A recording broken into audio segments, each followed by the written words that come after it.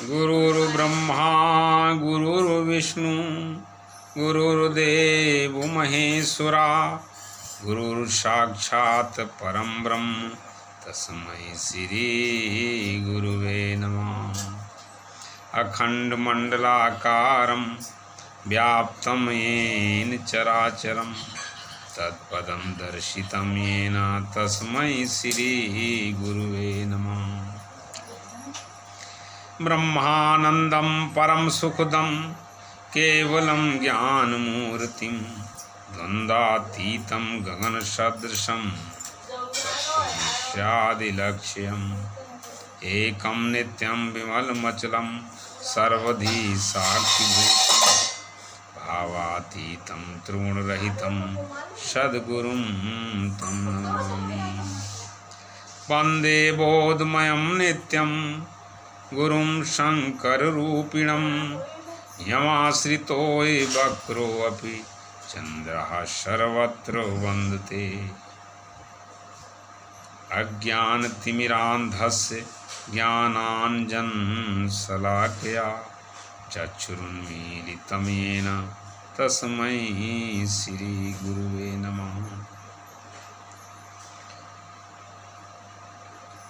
बंदहु गुरुपद कंज कृपा सिंधु नररूप हरि महामोहतम पुंज जासु बचन रवि कर निकर। चार वेद छा शास्त्र में बात मिली है दोय माया से सुख ना मिले ईस भजे सुख होय। माया से सुख ना मिले ईस भजे सुख होय। प्यारे भक्तों,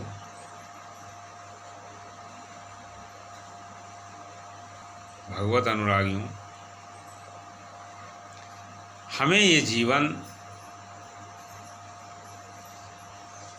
हमारी कुछ अपनी करनी से नहीं मिला है। परम पिता परमात्मा की असीम कृपा के कारण हमें ये मानव शरीर मिला है। तो ये शरीर सिर्फ इसलिए मिला है कि हम इस शरीर को पाकर या इस गाड़ी को पाकर भगवान की तरफ जाएं, उनके मंगलमय विधान को समझें। तो मंगलमय विधान में दो बातें समझनी पड़ेंगी, सत्य क्या है और असत क्या है। अब ये समझना है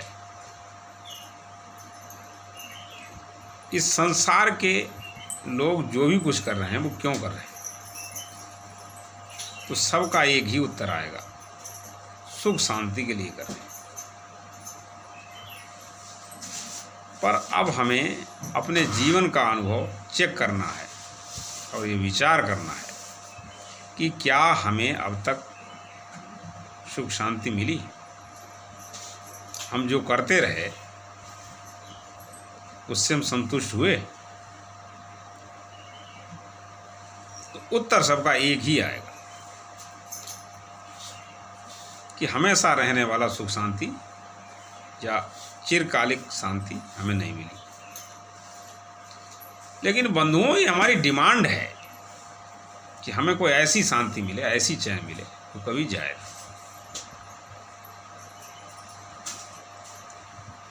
तो इसके लिए हमें खोज करनी पड़ेगी कि आखिर फिर कारण क्या है।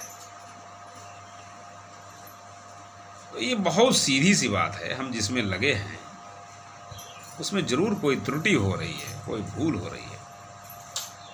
जहाँ सुख है नहीं, शांति है नहीं, हम उससे सुख पाना चाहते हैं। बस यही भारी भूल हो रही है। फिर हम इतना परिश्रम कर रहे हैं, मेहनत कर रहे हैं और भी विभिन्न प्रकार के संसाधनों को जुटा रहे हैं, पर हमें वो शांति नहीं मिल रही जो हमें चाहिए। ये बात कई कोणों से समझी जा सकती है। तो एक सत है, एक असत है। जो भी कुछ हमें दिखाई पड़ रहा है ये हमसे अलग है, विनाशी है, असत है और हमारे काम का नहीं है। ये जो हमारे काम का नहीं है ये शब्द कहा गया है, ये बात अभी समझ में नहीं आएगी। पहले तो हमें ये समझना है कि जो भी कुछ दिखाई पड़ रहा है ये सब हमसे अलग है। अब ये आप समझ सकते हैं कि जो वस्तु या जो चीज़ हमसे अलग होगी तभी वो हमें दिखाई पड़ेगी। तो दिखने वाली हर चीज़ में एक और काम हो रहा है, ये बदल रहा है, सब कुछ बदल रहा है, निरंतर बदल रहा है। तो इस बदलने वाली चीज़ से हम सुखी होना चाहते हैं, क्या कभी हो सकते हैं? बस सबसे पहले ये बात हमें खूब विचार करके समझनी। जब ये बात समझ में आ जाएगी कि जो चीज़ दिखाई पड़ रही है वैसी नहीं है, इसमें परिवर्तन हो रहा है। और ये जो परिवर्तन हो रहा है ये मन बुद्धि का विषय नहीं है। मन बुद्धि से बात समझी भी नहीं जा सकती। जिस दिन ये बात समझ में आ जाएगी आप यथार्थ में प्रवेश कर जाएंगे। तो फिर धीरे धीरे सत्य क्या है ये बात इससे भी ऊपर की है, ये बाद में समझ में आएगी। सबसे पहले तो हमें ये समझना है कि हम जिस चीज़ को अपना या अपने काम की मानते हैं वो क्या हमारा है, हमारे काम का है। अब इसमें एक बात ये और अनुभव करने की है, उस चीज़ का संबंध सिर्फ व सिर्फ हमारे शरीर तक है। शरीर भी विनाशी है, रहने वाला नहीं है। अब ऐसी कौन सी चीज़ है जो हमेशा एक जैसी रहती है, कभी बदलती नहीं है? जब तक हम उस चीज़ की खोज नहीं करेंगे, खोज करनी पड़ेगी हमें, तब तक प्यारे हमें शांति नहीं मिलेगी।